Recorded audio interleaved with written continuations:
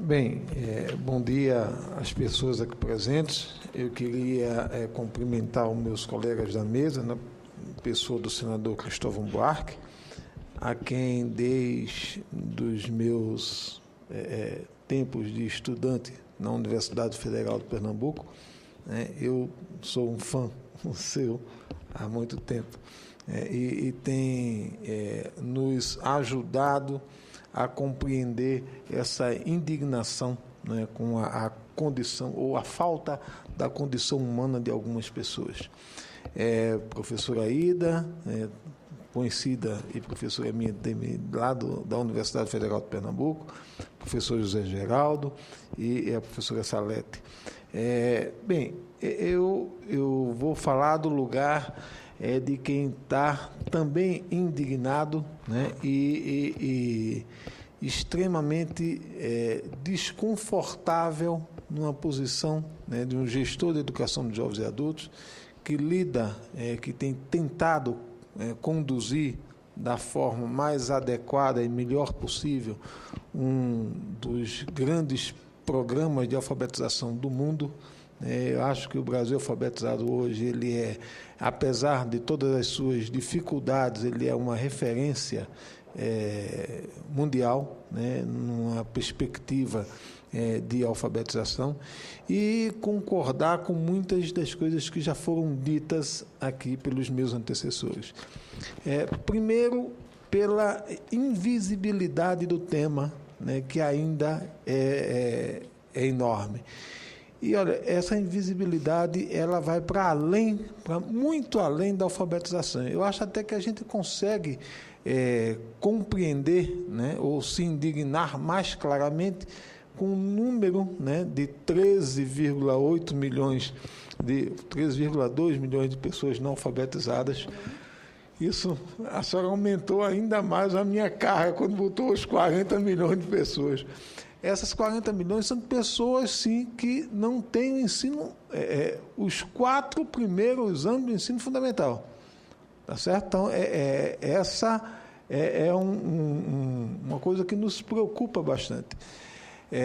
Então, nós temos um número, temos até visibilidade, a gente consegue compreender que não é bom para o país ter um número tão grande de pessoas, mais de 13 milhões de pessoas não alfabetizadas, mas as pessoas que já passaram por um processo de alfabetização, sabem escrever um bilhete simples, mas que não completaram esse processo de escola, estão ainda mais invisíveis. Eles são os 40 milhões que a senhora colocou sem o ensino fundamental, mas são mais 35 sem os anos finais do ensino fundamental e do ensino da educação, do ensino médio. Então, não completaram a educação básica com mais de 15 anos. Isso nos angustia muito, porque é esse o escopo da Diretoria de Políticas de Alfabetização e Educação de Jovens e Adultos. Então, essa indignação de todos nós. Uma outra questão que nós temos concordância é que, para nós também, a alfabetização é um direito da pessoa humana. Faz tempo que a gente já ultrapassou a barreira de lidar com o analfabetismo ou com a baixa escolarização na perspectiva de repor retomar o tempo perdido daquelas pessoas, ser uma reparação do mal causado. Reparar um mal causado, isso reflete de que a gente está lidando numa perspectiva limitada desse direito. Para nós, hoje, a educação de jovens e adultos é a capacidade ou a possibilidade das pessoas exercerem o direito à educação em qualquer momento da vida e pelo tempo que ela quiser. É o aprender por toda a vida. Que essa era uma determinação da Conferência Internacional de Alfabetização e Educação de Jovens e Adultos, da Confintea, que aconteceu aqui no Brasil em 2009, no Pará. Uma das ações do Marco de Belém e o mote, né, do programa, do encontro, era de passar da teoria à prática. Eu vi as duas falas que me antecederam, disseram, a gente já tem um bocado de legislação, a gente já sabe o que é que vai fazer. Estudo sobre a educação de jovens e adultos, principalmente do Brasil, não nos falta. Né? A gente, teoricamente, a gente tem, teórica e legislação, dentro da legislação, isso, legalmente, obrigado, professor, nós já temos condições de tratar esse processo. A grande questão é como fazer isso. E como fazer isso num país onde a gente encontra ainda muitos dirigentes que não consideram as pessoas mais pobres da sociedade como gente. Resgatar, né, a condição humana dessas pessoas é fundamental. É muito difícil você tratar ou cuidar de um programa que está espalhado hoje em mais de 3.500 municípios brasileiros, atende por ciclo de atuação em torno de 1.200.000, 1.300.000 pessoas, né, sem que os prefeitos e os secretários de educação estadual, eles compreendam essa estratégia como uma estratégia de toda a sociedade. Né? Então, você responsabilizar esses gestores é uma outra coisa que eu vi aqui na mesa que me agrada muito, é a gente ter instrumentos de responsabilização das pessoas, de não conseguir tratar a alfabetização ou a educação de jovens adultos como uma prioridade, pelo menos criar algum instrumento de constrangimento, de você não cuidar desse direito como se deve, para mim, uma ação fundamental. Né? Uma outra coisa que me chama muita atenção é que, durante esse processo, ou durante a discussão que a gente está tratando aqui, ficou claro que alfabetizar só não basta. Né? A gente tem que, a partir desse processo de alfabetização e de escolarização, vamos ampliar essa discussão para a educação de jovens adultos, incluindo os 40 milhões, né, que a professora Aida colocou, a gente precisa levar para a sala de aula uma série de outras discussões e de compreensão, né, da sociedade que, às vezes, essas pessoas também não têm acesso. Eu tive o enorme prazer de ser aluno do professor João Francisco de Souza, e ele dizia muito claramente que na educação de jovens adultos a gente tem que lidar com 3 grandes níveis de competência. Uma competência educativa, né, que é você aprender a ser e a conviver na sociedade e tal.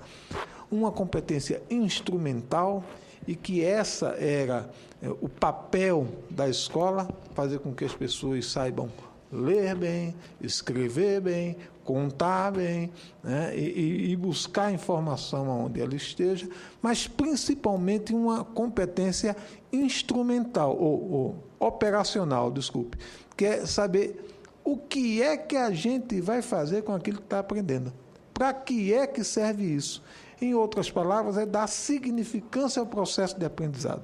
Né? Essa significância, ela é fundamental para a organização daquela comunidade, ou daquelas pessoas, daquele grupo social que a gente está lidando. Você ser capaz, né, de instrumentalizar essas pessoas, e dar sentido ao seu aprendizado, ela é também uma das funções do espaço de aprendizado, né, que não precisa ser só na sala de aula.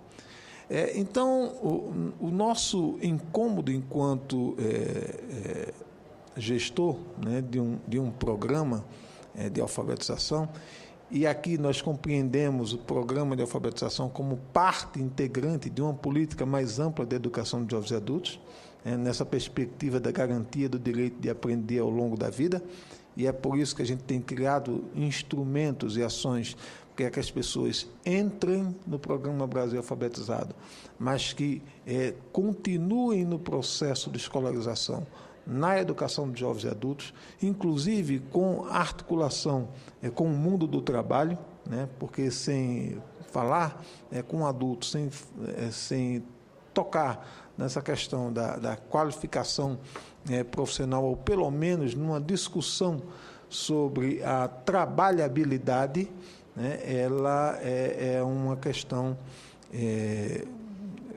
que nos ajuda a dar sentido nesse processo de escolarização. Então, nós temos tratado o programa Brasil Alfabetizado como uma porta de entrada para esse processo de aprendizado ao longo da vida. Tá? Ele não se encerra, as ações de alfabetização não se encerram no programa Brasil Alfabetizado. Ele tem hoje uma série de propostas de continuidade ou de portas de saída para o processo de alfabetização. Então, nós compreender essa ação como parte de uma política mais ampla de escolarização tem sido o nosso desafio. Agora, é muito importante que a gente tenha clareza de que esse não é um barco que a gente possa conduzir sozinho. A gente vai precisar, sem sombra nenhuma de dúvida, de que a sociedade inteira compreenda que a educação de jovens e adultos é hoje uma ação estratégica, não só para a educação, mas para o desenvolvimento do país e para levar a condução humana plena para essas pessoas. Então, a gente ter de um debate desse e dar visibilidade a esse tema e fazer com que as pessoas compreendam essa necessidade é fundamental. Falando um pouco mais do tamanho do programa Brasil Alfabetizado, a gente já tinha colocado que ele hoje trata em torno de 1.200.000 pessoas, está em mais de 3.500 municípios, ele tem 140, em torno de 140 mil alfabetizadores, em sua maioria alfabetizadores populares, mobilizados e que atuam nos processos de alfabetização há ou há pelo menos 3 anos, e temos um contingente de 26 mil coordenadores de turma. Então, formar bem essas pessoas e acompanhar o seu processo de alfabetização, ou de como se dá esse processo de alfabetização, é um desafio enorme e que, sem sombra nenhuma de dúvida, nós do Ministério da Educação, principalmente da Diretoria de Políticas de Educação de Jovens e Adultos e da SECADI, não conseguiremos fazer sozinhos. A gente precisa ampliar esse escopo de colaboradores ou de pessoas indignadas quanto ao analfabetismo e à baixa escolarização da população brasileira. E é importante afirmar aqui que nós estamos nos lugares mais distantes. A maior parte das turmas do Brasil Alfabetizado são nas zonas rurais. Ela atende prioritariamente as pessoas negras, indígenas, com baixíssima ou com alta vulnerabilidade social. Tá? Então, nesse processo, nos alegra muito saber que nós temos instrumentos para chegar a quem mais precisa dessa ação do governo federal, mas isso também demonstra o tamanho do nosso desafio e a nossa dificuldade em não poder contar com clareza com todos os gestores estaduais e municipais, né, que nós temos contato. Eu acho que a responsabilidade, né, ou não está claro a responsabilidade que essas pessoas têm em garantir a cidadania, né, para os seus munícipes, né? Acho que, sem sombra nenhuma de dúvida, essa casa pode nos ajudar muito, né, ao dar visibilidade e a cobrar, né, nos ajudar a cobrar que os nossos dirigentes estaduais e municipais tratem a alfabetização e a educação de jovens e adultos com a prioridade que o governo federal vem conduzindo.